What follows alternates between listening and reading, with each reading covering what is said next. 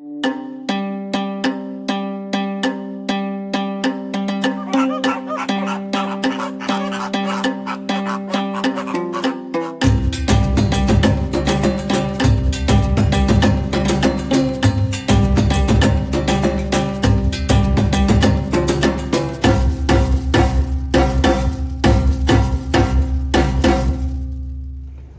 in, everybody. I'm Devon O'Day, along with Jim Bartoo. Hi.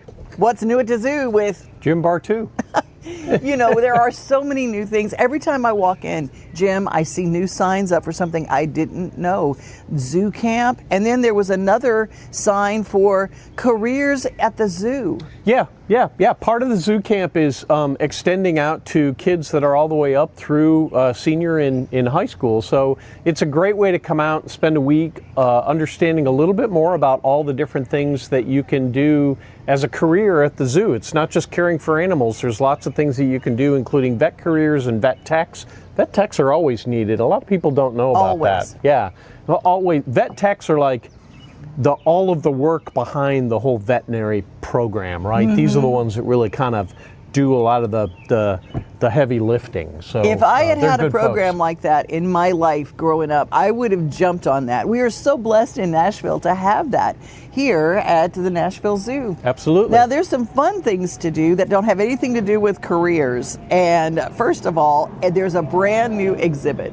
That's right. We just opened up Leopard Forest. So if you haven't been and you're looking for something new, this is a brand new area. A lot of people have asked, does that mean the giraffes will be open again? And my answer is yes. The giraffe exhibit is now open. This pathway, this Leopard Forest pathway, is what was blocking people to get up to giraffes. So the giraffe exhibit hasn't changed.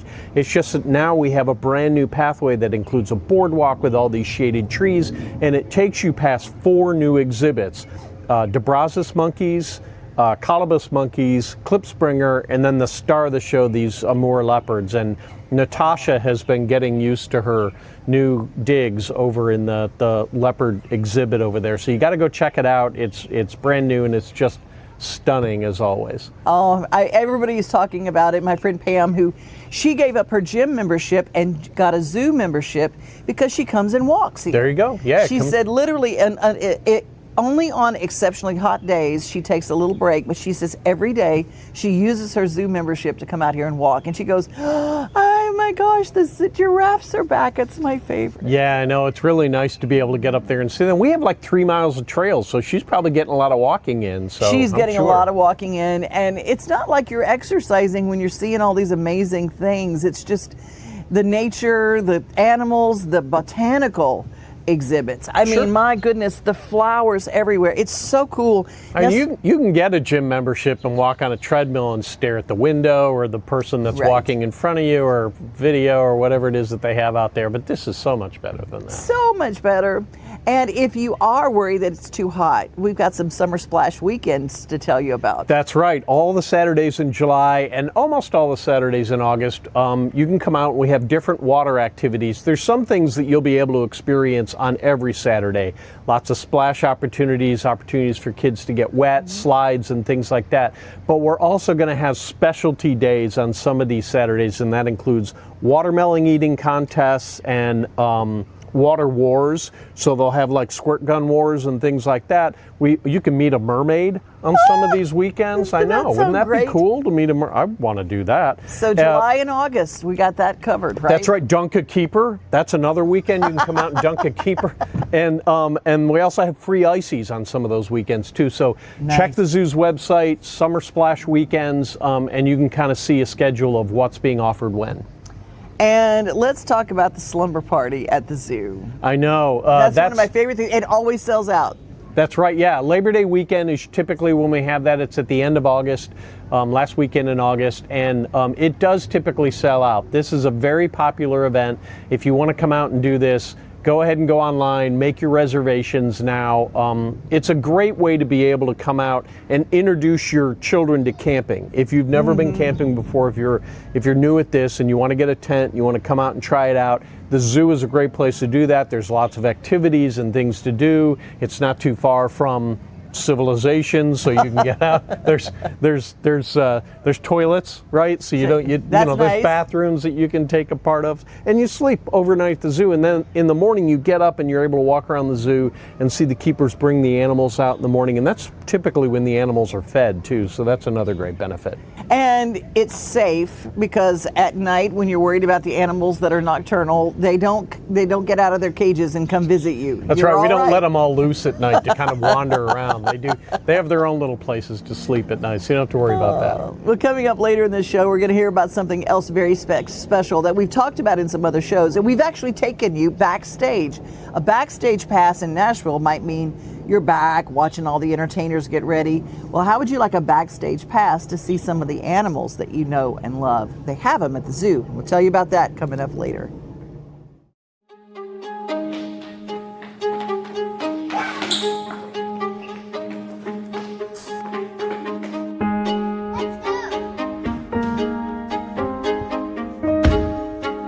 You girls having fun? Yeah, I'm going to key of my own pretty soon. Me too.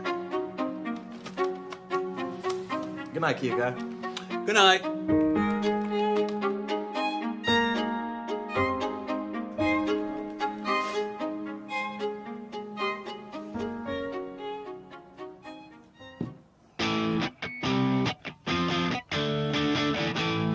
Buckle up, Dad.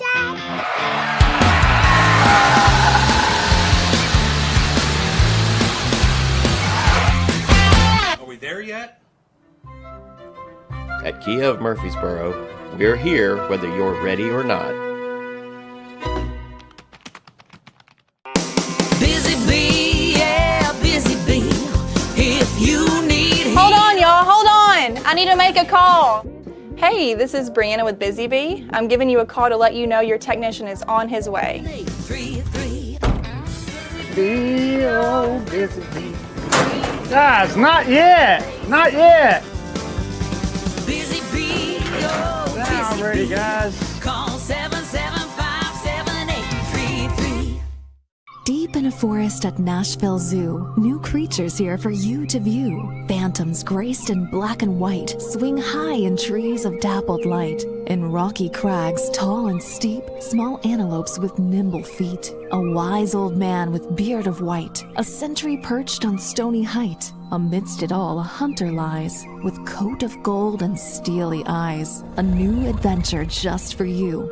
Leopard Forest at Nashville Zoo. Open now.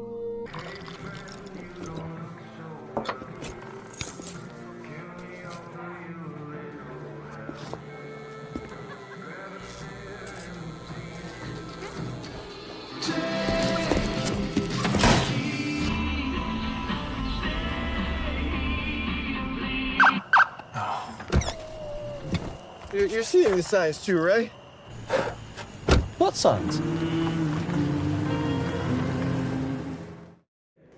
It's sloth time in Music City. Jim, is this not the cutest thing you've ever seen?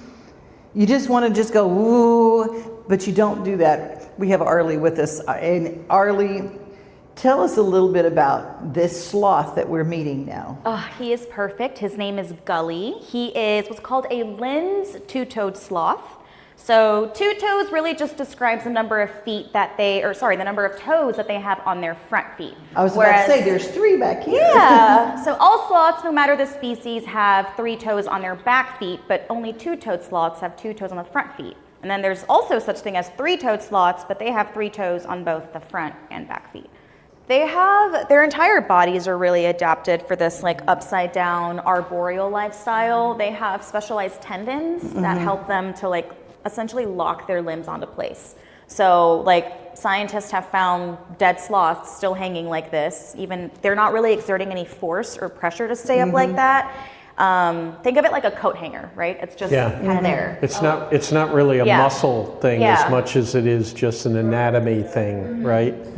He has been an ambassador with us for about a little over a year now, like I said, and he just loves to hang out, eat some treats, and you can see him during our backstage pass tours.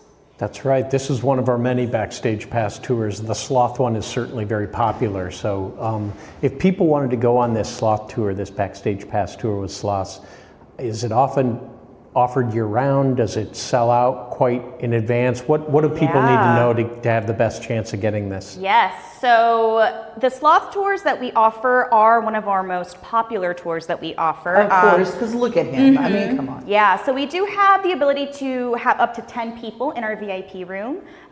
Usually it is a sold out tour, so we usually do have a full house in here. But we do offer the tour 2 days a week on Wednesdays and Sundays at 10:30 in the morning. So you gotta grab your tickets fast because they do sell out. That's year round. That is year round, Right, yes. but you So don't- even in the winter, even You don't though release dates. Do we release dates for the whole year, or do we wait? Or So usually I think it depends on the season. Like right now, I don't think that we have dates ahead of time for like next year, next summer, or even the winter time yet. It's usually based off of the season. So right now we're just selling tours for the summer, if I'm not mistaken. Yep. And then once the winter hours roll around, since we do have hours that change, that's when they will kind of release those dates for the next season. That's But right. when people come on the Backstage tour, do they get to feed the sloth a little They piece of do, apple? yes. He So- likes apple, everybody. Yes, Apple. Scully's favorite treats are apples and pears. There is a feeding opportunity on the tour. There are plenty of photo ops as well. And you just get to be up close to them and get to, you know. And feed them? Live in a Can business, people feed them while they're on the tour? Yeah, you get a feeding opportunity. You can give them a piece of pear, a piece of apple. Sometimes we'll bring grapes on the tour too. And you'll just get to hang out with a keeper who works with them every day, and they'll tell you a little bit about them too. Do they bite? So they can bite. Their teeth, they're definitely teeth. They do have some pretty sharp teeth. Their biting is not going to be their first line of defense, but they will flash those teeth if they feel like they absolutely have to. They're a little bit more timid. They'd rather just kind of, you know, keep to themselves, very elusive, but they can if they feel provoked enough. And they have some very powerful claws as well. So if you're thinking about holding hands with one, double think that, because they can squeeze very hard and puncture skin, and it's very dangerous. This is their natural position, is kind of hanging like this. Do they sleep like this? They do. They spend the majority of their lives hanging like this from trees. They sleep like this, they mate like this, they give birth like this. It's wild. They really only come down to the ground to use the bathroom. And part of the reason for that is because they're not going to place a target on their backs by just dropping. They're dropping straight below them. So they'll typically prefer to go to a few trees over, do their business, cover it with some leaf litter, and then kind of steer themselves away from where that is located. Don't we all? No one needs to know where you go Trees poop. down. Yeah, don't do that right here. Don't So put here it in the down. zoo, do they use leaf litter? Do they put like litter in there? So they have like what we call like little latrines here. They have like a specialized little, it's like a large Like a litter bowl, box. I guess, Yeah, like a litter bowl. bowl. Yeah, a litter bowl. And they know to go to that same spot every day whenever they need to use the bathroom. They're litter trained. That is the coolest thing ever. What kind of litter do you use? It's just empty. They just know. They just know to go to the bowl. They just go to the bowl. To the bowl, put it in the Just bowl. Keep it nice and clean. Yep. Oh, that's amazing. Oh, now he's napping. And he is napping. He is napping now. How cute he is. He's perfect. Arlie, what country are they native to? So they can be found throughout parts of Central and South America.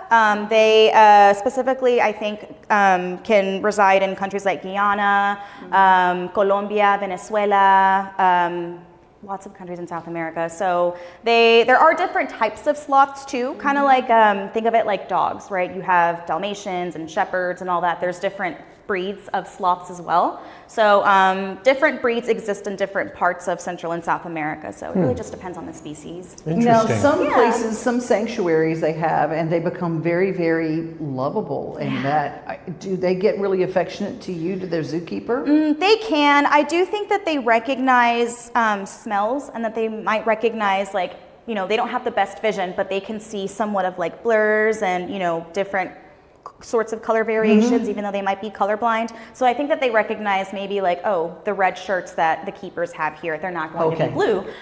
So I think they recognize that, but I don't think they necessarily recognize different faces. I think that since they have grown as ambassadors for most of their lives, they are used to just being around people, especially once people that are trained to work on them work with them in a very consistent way. They recognize those patterns too, so they are able to adapt their behavior to that. Well, Gully, it's nice to meet you. Yeah, and if you want to meet him, check out the Backstage Pass Tours. Do it in advance, so if you're planning several months out, you can visit our website, look for Backstage Pass Tours over there. If you're not getting answers that you need or you can't find what you need, you can always contact us. You can email us or call us, and we can give you information about when the next tours might be available. See, wouldn't you like to feed an apple to Gully? NashvilleZoo.org is where you get all the information for tours and special events. And you might even see Miss Thang over here. Arlie might be on the campus showing some of our ambassador animals. She signs autographs for a fee, so just be aware. Gotta pay those bills somehow. Arlie Benitez, thank you so much for being with us. Thank you for having me. Always. You guys stay tuned. More animals to come on What's New at the Zoo with Jim Bartoo.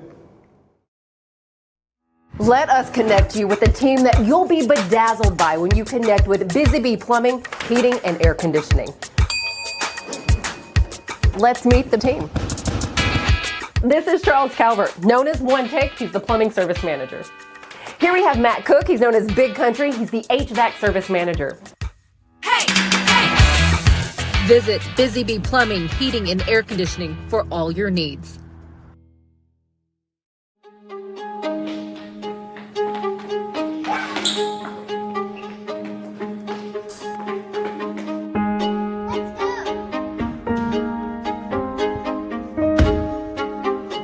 Having fun? Yeah, I'm going to key of my own pretty soon.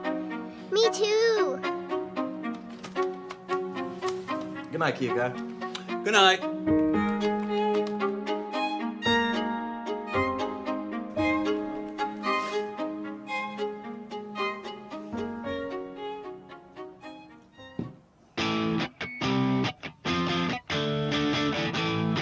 Buckle up, Dad.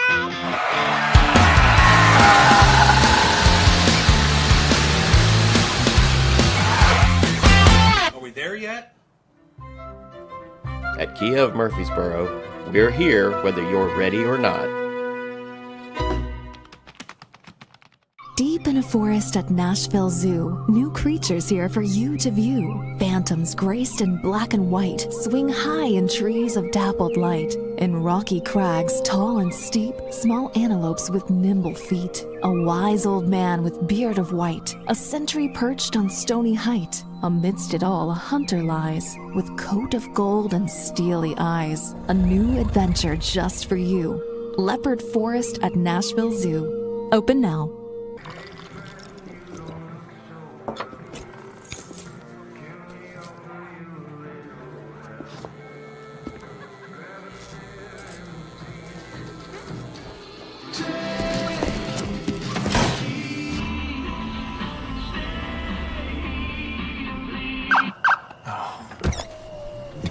You're seeing the signs too, right? What signs?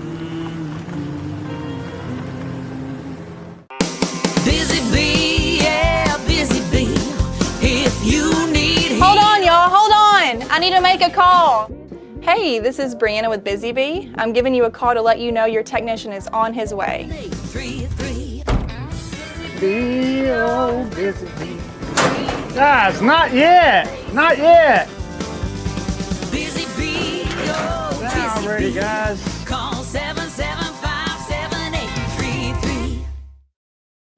And it's my favorite time in the show. It's when the live animals come out and Lindsay Schick joins us. It's so good to have you. Oh, thank you so much for having us. Introduce us to Walter. So this is Walter. He is a screaming, hairy armadillo. Can you guess how he gets his name? Does he really scream? He does really scream. So if he is picked up or jostled or is scared, he'll let out a shriek.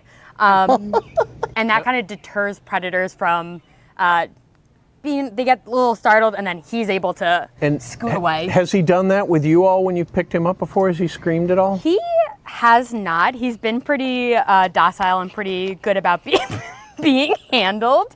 But we have had one of our females. She screams sometimes. So what does it sound like? Can you give me a little, yeah. Are you sure? Yeah. Are you positive? Mm-hmm. Okay. Yep. He's a little.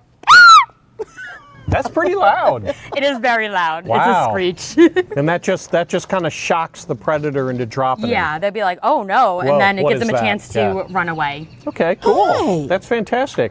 Well, now this isn't the kind of armadillo we see around here. How many different species of armadillo are there, and where is this one found? That is a great question. I believe there are 7 different species of armadillo. This one is found in Central America. The one that is found here in Tennessee and in more the United States is the 9-banded armadillo. Right, so those are the much ones you larger. see up on the road. Yes. Okay. Yep. These guys, originally from Texas, deserty more areas, but with climate change, they've found it more suitable to be up in Tennessee most of the year. They've migrated. They've migrated, Yeah, yes. that's cool. Isn't that something? Yeah. I mean, and that's what people like. You know, what the term back in Louisiana we used to call is people would cut possum on the half shell. Yeah. You know. Well, they kind of do look a little like possum with some armor on. Yep. Yeah, some armor. And speaking of the armor, how does that protect them? I mean, does it really help deter some of their predators? Yeah, so if something was trying to grab at it with like sharp teeth or nails, they would have a lot harder time getting and breaking skin. So it kind of would just like slide off a little bit more. It is the same material that is found in our fingernails, just much harder and a lot Keratin. all Yeah. over. Yep. Yeah, that's great. Now, I have heard that armadillos will roll up into balls if they're frightened like that. Does this one do that? No, so they have that armor to protect most of their body, but there's only one species of armadillo that can completely turn into a ball, and that is the 3-banded armadillo, Gotcha. and I believe it's the national animal of Brazil. Oh, wow. Okay. All But right, they were fantastic. definitely the mascot of the World Cup when it was hosted in Brazil. Now, you're likes scratching his back. Can he feel that? Yeah, he can feel that. Like, it's basically like if you feel your nail, you could kind of feel that. He has nerves on the end of that, so he can feel. This is. Did you see him? He had the happy smile. I know. He He did that. just He like, "Ooh, automatically that was nice." just like, oh, I'm going to hang out here for a while. This is Yeah. like getting a nice massage. This is a little distracting so he doesn't get too wily here. I getcha. All right. So you're pulling out a little bit of worms and you're hiding it under some of this. This looks like shredded cardboard. Is that what you have for them? Yeah, it's cardboard chips is what we use kind of as a Medium? substrate for a lot of our animals, especially when we have them out on program and things like that. It's actually recycled. Okay. Do you create your own here? Do you have a shredder No, we machine? don't. No, there is a company that actually recycles old boxes to make into. Isn't that nice? Yeah. You always That would be wonder really when cool. you recycle, you take your boxes of recycling, what do they use them for? Well, here's an Potentially. example. Here we go. They shred it and use it for armadillo Substrate. basis. Yeah. Substrate. Yeah. Would this kind of animal, would the screaming hairy armadillo, would it make a good pet? No. So they do require a lot of work. These are more of a desert animal, so they need really dry, hot environments. They need a lot of dirt to bury themselves in. So it would be a very, very messy animal, and they can be a little stinky as well. Right. Now, I noticed that you're burying these mealworms underneath some of this substrate. Can he smell those? Does he hear them? How does he find them? So he is smelling. It's very much buried into the the shavings right now, but he has a long and mobile nose that he's able to kind of sniff around and find those insects. He is an insectivore, so mainly eating insects, but will eat some plant materials as well. He is not interested in the vegetables. He's like any little kid. No. He's like going, no, Yeah, the no. green stuff, I He don't said, want it. I'll eat it at the end of the day. So he has that, and he also has very, very long nails that he uses to dig burrows and to dig up worms as well. Similar to the ones you see in your yard that are digging giant holes in your yard. Exactly. They dig really well. They're good diggers. But the ones in your yard are also looking for larvae and for That's right. bugs and things like that as well. Right. That's exactly right. That's their food source, right? That's what that's their main food source. So that's kind of what they're doing. Yeah. Well, I mean, how do they live a long time? They look They look like they're almost a little prehistoric. Have they been on the planet for a long time? What is their lifespan? So they have been around for a really long time. They're actually in the families Xenarthrids, so they're related to sloths and anteaters. Oh, wow. Okay. And they've had species of animals have had this kind of plate on them for a really long time. They're pretty prehistoric. Walter really likes this. Walter really likes it. He is 13 years old, so it's technically geriatric. They could live to 10 to 15, especially in human care. So he is an older gentleman, but that does not stop him. He is part of our SSP program, or Species Survival Plan, and secret news for all of you guys, but he is a dad. That's right. Yeah, we have a baby hairy armadillo. If there's anything that's cuter.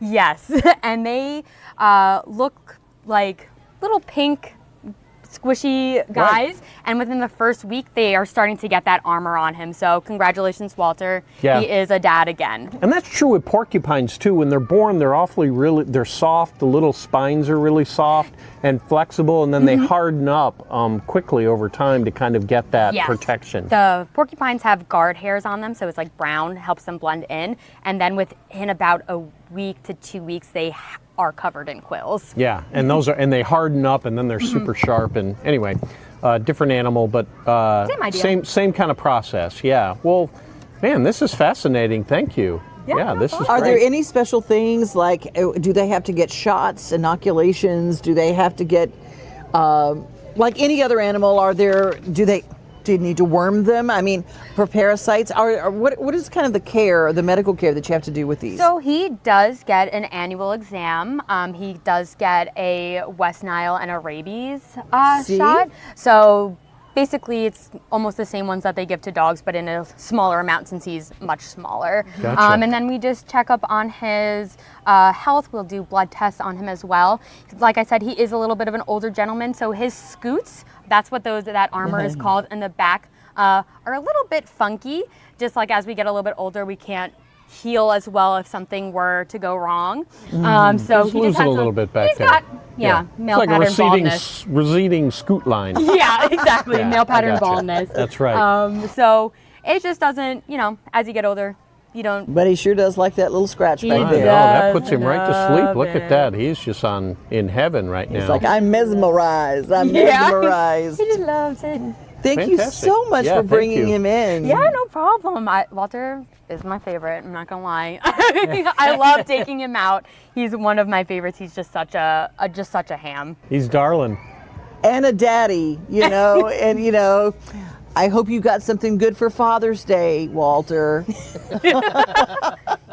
If he's like most fathers, he's like, just a little time alone would be Just good. a little time. That's all I need. Just that and a worm. Good mealworm. We're good to go. Thank you so much, Lindsay. No problem. Thank you for having me. Did you request working with armadillos? I did not specifically, but Walter got moved from our one education building to the one that I work in, and it has been like the best change in my entire life. Oh, He's such a doll. I absolutely love it. I give him scritchies every single day. He deserves it. Thank you guys Thank you so much for watching. We love when you guys come out and ask, and you might even get to meet Lindsay walking around when you're out here. And who knows, you might even get to meet Walter. Thanks to our wonderful sponsors, Kia of Murfreesboro. Get your car serviced with all the heat. Don't forget, make sure you got plenty of coolant in your cars. And Kia Murfreesboro's got the greatest service team ever. And Busy Bee Heating, Plumbing, and Cooling. Oh, y'all. Now's the time. They really are busy bees this time of year. I'm sure they are. Yeah, it's been a hot one, so I'm sure that they've been very busy. But, if you want to get somebody to come and fix your AC or your plumbing, or it's a good time to start getting your heating looked at, because it's not going to be long before the weather turns. So these are the guys to call, Busy Bee. Busy Bee. Always keeping everything busy and keeping things cool. NashvilleZoo.org is where you go for all the information of what we talk about on this show. Don't forget, a family membership is the best present you could give your family. It is, yeah. And we sell the gift certificates, so you can just pick them up anytime. See you next time, guys. Bye.